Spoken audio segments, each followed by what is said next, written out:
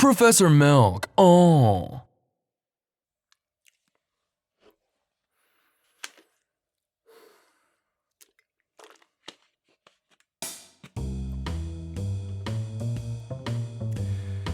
Before I start unraveling this terribly low-quality spool of thread that is this Ashe guide, I'd like to preemptively apologize for all the jump cuts you're gonna see. I'm not too well equipped for this off-the-cuff, extemporized, in-your-face vlog-style delivery towards the mouth of this camera hole.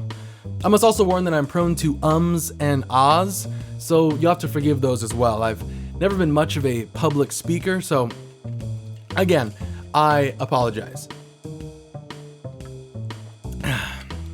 Hello class. I've mulled over many directions I wanted to take this video, and I actually had an idea, but like Shakira's hips, I can't lie to you guys, that idea was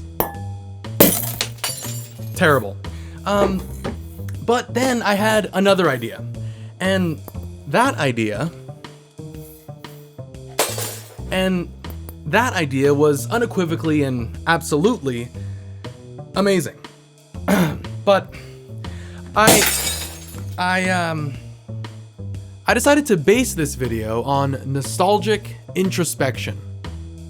Like many of my YouTuber friends, every week we make League of Legends content. For the last 2 or maybe 3 years I've done it myself, and from first-hand experience, it's exhausting, to be brusque. You never get a chance to reflect. This ephemeral craft of your audience members consuming your content like crack addicts, then for some reason sparking this insatiable thirst for wanting more. This means you have to get in and stay with the meme, right? There's no more Arthur clutching his fist or that one guy, I don't even remember his name, having some sort of ocular stroke. Look, everyone has their triggers. For some, would make them jump. For others, and for an entirely different group, it's more physical. Like if someone were to be wearing fingerless gloves, right? They would instantly lose all credibility, right?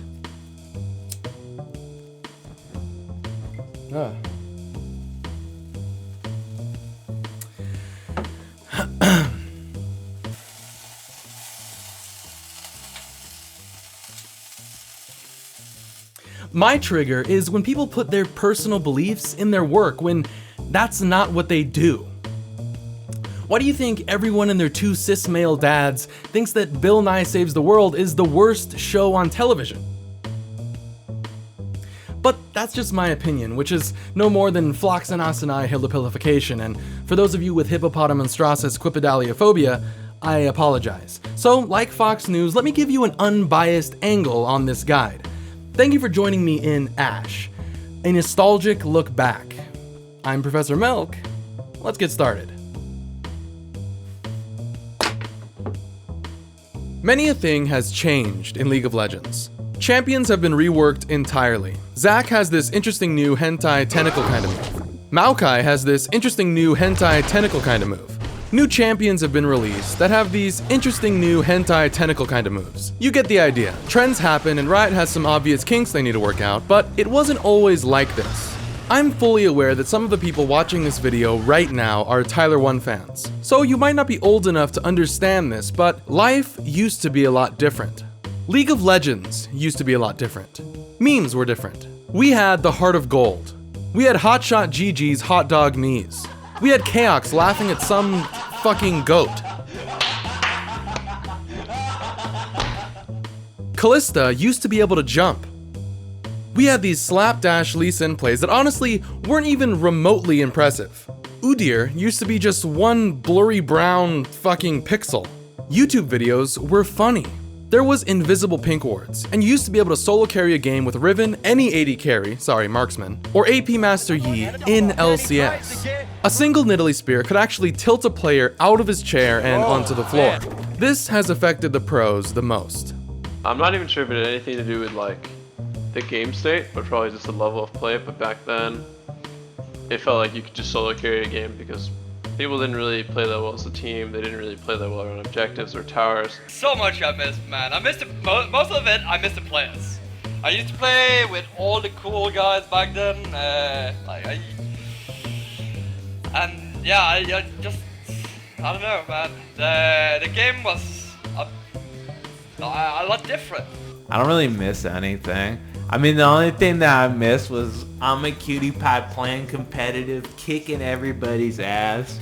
But I can still do that in solo queue, so I guess I don't really miss anything. It was just a different game. It was a lot more solo oriented. Like, I wouldn't say different, better, but it was just like, you remember those days and you remember, holy shit, those were the time. Season 3 was a fantastic season. It's basically the circle of life, dude. I'm a cutie pie will carry and fucking... That's it. That's all that needs to be said, dude. No matter what season I play in, at the end of the day, you know the end result. I'm a cutie pie will become the greatest. I'm a cutie pie will rise to the top and others will drop to the bottom. Don't get me wrong, not all memories are good. For example, the Rain Man.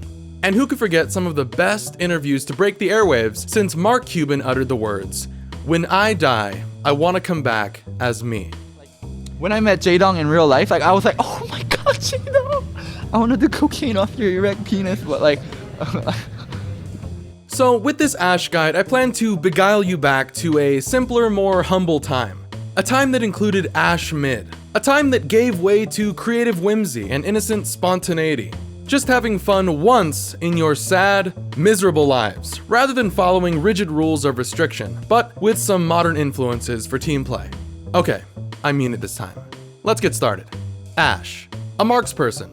The first thing you have to understand about Ashe is that all of her abilities are auto attacks. I'll show you what I mean shortly. Abilities. Passive. Frozen Mallet. Every one of Ashe's auto attacks slows a champion by a percentage, based on level, meaning the slow stacks. So depending on your level, it'll take around 6 to 9 auto attacks until the percentage adds up to at least 100% to completely stun up your target. This also works on towers and inhibitors to make them easier to catch. Q. Ranger's Focus. After getting 4 stacks of focus, which are earned by auto-attacking, Ashe will fire a hailstorm of arrows at her target. If you've put a single point into your passive, this applies a buffed version of the passive, which will instantly stun a champion after 1 flurry. Note that Ranger's Focus Flurry gives full lifesteal and on-hit effects for each of the 5 arrows. Even with just Blade of the Rune King, you have amazing sustain. W. Volley. Ashe fires 9 arrows in a cone in front of her. What a lot of people don't understand about this spell is that these are 9 auto attacks, which apply on-hit effects, give lifesteal, crit, etc. What even less people understand is that since these are auto attacks, they work on things like blast cones and wards. E. Hawkshot. Besides the uselessness of the vision it gives, this spell is extremely hard to land. It'll only get its damage off if you hit it extremely close to the enemy. And even then, it's just a basic attack. I only use it for picking people off, but it's mostly a gamble. R. Enchanted Arrow.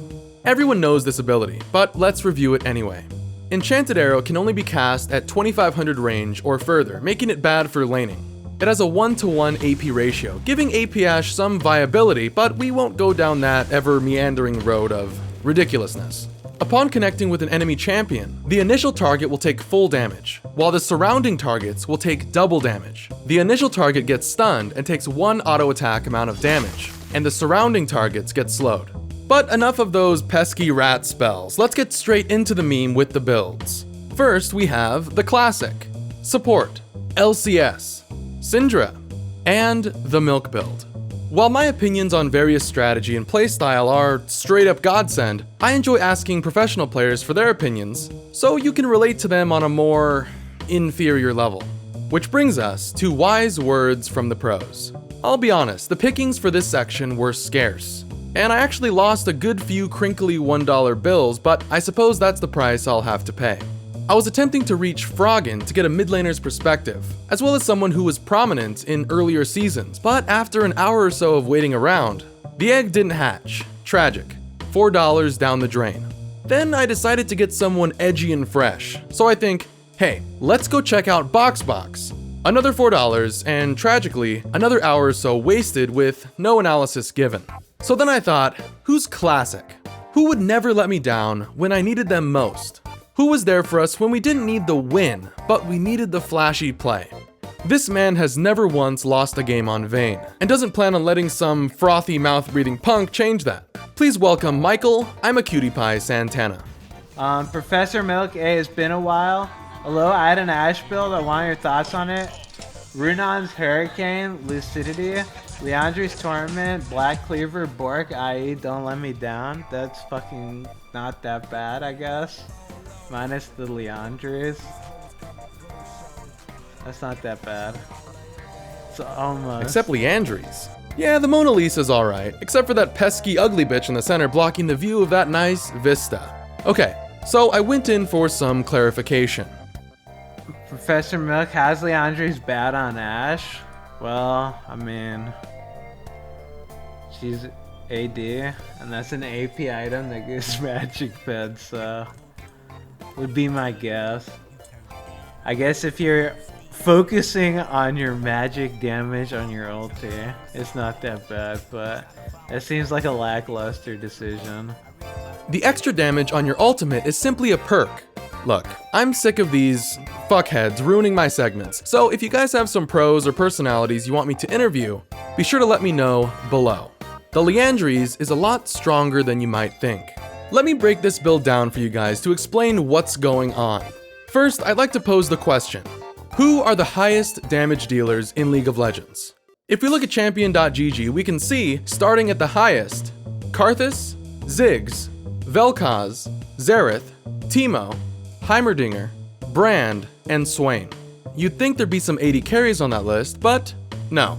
And the reason is, well, let's look at their highest win rate builds. Liandry's, Liandry's, Liandry's, Liandry's, Liandry's, Liandry's, Liandry's, and Liandry's. Some, known as statisticians, would call this a trend.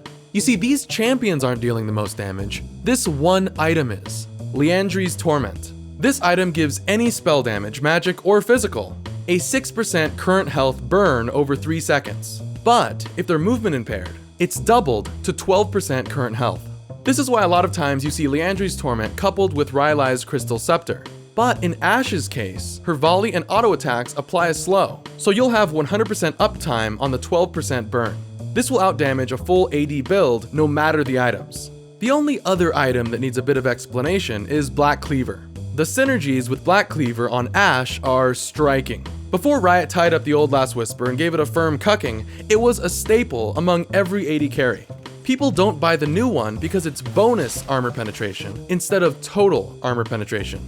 With Black Cleaver and Runaan's, Ashe can get around this. Since Ashe's Ranger's Focus does 5 instances of physical damage, and Runaan's Hurricane spreads it to 5 people, it effectively reduces the entire enemy team's armor by 25%. So your teammates won't even have to consider buying the shitty Last Whisper at all. Before we get into in-game footage and technique, I just thought I'd add that I dole out these builds to anyone willing to listen. I'm but a homeless man trying to convince you that a bad times are a-comin'. And it turns out that they actually are. But I never offer any outlet or insight on how you can go about handling the pernicious pressures of your peers in real-life social settings. And by real life, of course I mean behind a computer screen. What I'm trying to say is, prescribing to my builds comes with a bit of heat from other players, and I want to give some advice on how we, as a collection of black sheep, ostracized from the tight confinements of the metagame, handle toxic ne'er-do-wells. So let's turn down the fun and games, get a bit serious, and let's simulate a common interaction. You could be anyone of any elo, but for this example, let's say you're TSM Bjergsen, and you're in solo queue. And let's say someone starts flaming you for building whatever I say to build. Your irascible interlocutor will also be Bjergsen, but with colors adjusted, horns added, and his guilelessly chaste smile exuding such innocent spontaneity that we talked about earlier, reduced to a horrible, yet affable, frown. The conversation could potentially go as follows. And I'm sorry if my Bjergsen impression isn't perfectly spot on, I've only been practicing it for a few months. Hello, I'm Evil Bjergsen, I'm Danish and stuff. What do you think of my horns? Hello to you, I'm your standard run-of-the-mill Bjergsen. I'm also Danish. Your horns add a lot to your character. Are you offended by my lack of horns? No, not at all. They're quite becoming actually. we are both still Danish. Okay, with casual solo queue pleasantries out of the way, Evil Bjergsen might continue forth, saying something as such.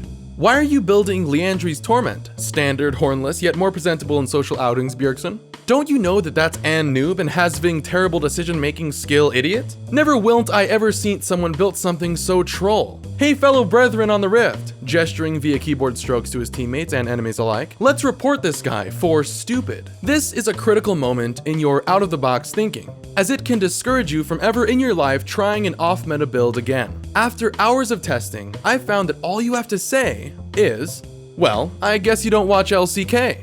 LOL, in lowercase. Trust me guys, this is vital to your success at deflecting the piercing bullets that are your teammates' scurrilous words. Let's quickly cover runes, masteries, and summoner spells. Runes. Since this build works so great late game, I would recommend running scaling armor yellows, precision quints, and reds to get massive amounts of both magic and armor penetration. 6 CDR per level blues, so you have 40% at full build, and 3 scaling magic resist blues. Masteries. If you follow this line of salvation, the only logical next step is Elo Heaven. It is mission critical that you take Death by Your Touch to apply your burn damage to its maximum potential. Take Flash and Ghost. I personally bind my summoner spells to Alt F3 and Alt F5 to add additional pressure on my necessity for accuracy, but that's not required. To clarify, this strategy can be used mid, but don't let that stop you from doing so top, support, or as AD carry. Off the bat, let me just say that Ashe mid violently counterpicks Aurelion Sol for obvious reasons. After numerous focus groups and discussion with colleagues, people think that Ashe mid is weak in the current meta. So I've sat down, dew in hand and body pillow near crotch, and played a disgusting amount of games mid. And honestly, I haven't lost a single matchup. I actually don't like playing Ashe mid too much because it's a little boring winning all the time. Whether it's Ahri, Lux,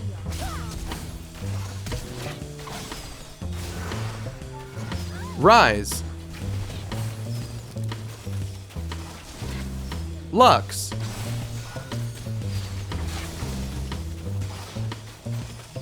Fizz, Twisted Fate. It doesn't matter. They are all easily winnable. Even more difficult champions like Yasuo won't be much of a problem if you have reaction times higher than that of a dead gerbil. More than playing the actual matchup, one of the most important skills you need to acquire is getting out of sticky situations.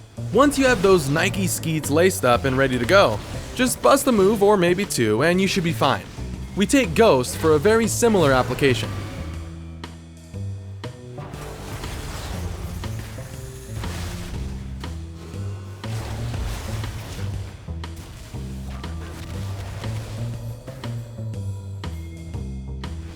You can expect a similar experience top with almost all matchups, even ones some tend to be a little afraid of.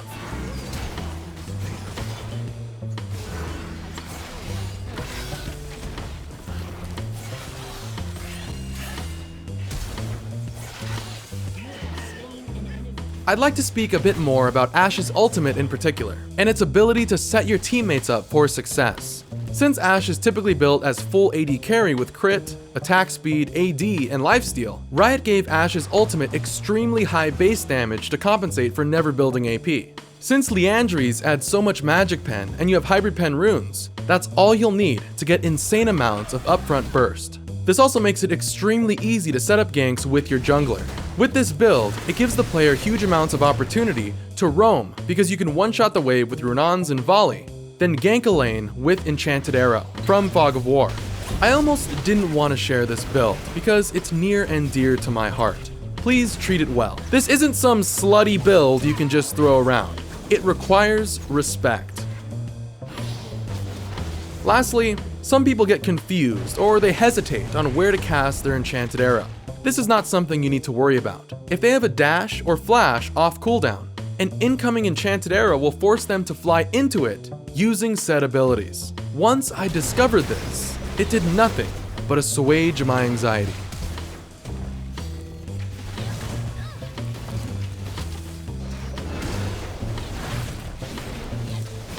With YouTubers fetishizing giveaways, and to wrap up this guide with a nice little bow, I'd like to do a giveaway for you guys who have stuck around with me. The first prize is partially singed and torn fingerless gloves, broken glass from 2 light bulbs, an apparently clean flask, 2 signed Make America Great Again hats that I wouldn't say are covered in piss, but I also wouldn't say that they're piss-free. Who knows, when the world comes to a predictable end, these might be some sort of world currency. And lastly, my old calculator that I used to use during laning phase. That's 6 prizes for 6 potential winners. You can enter in the description below by answering a few questions for me pertaining to future videos. One being a Q&A video, so you guys can learn a little bit about me, and what I'm up to. Lastly, I know it's cringy, but I enjoy helping people and I enjoy reading. So to combine the two, I wanted to do a stream for a book charity. I've purchased a bunch of children's books from local Goodwills and I plan to read them on stream and donate them afterwards. I have a few books that are wildly inappropriate and I'll constantly be on the search for more. If all goes well, maybe I can do this once a week. If not, I'll probably just read them by myself and donate anyways. Show up or don't. Honestly, makes no difference. It's up to you. It'll be on Thursday at 4 p.m. Pacific. That's about it for me. If you want to see more of my stuff, be sure to subscribe. I need to go buy some new fingerless gloves. Godspeed.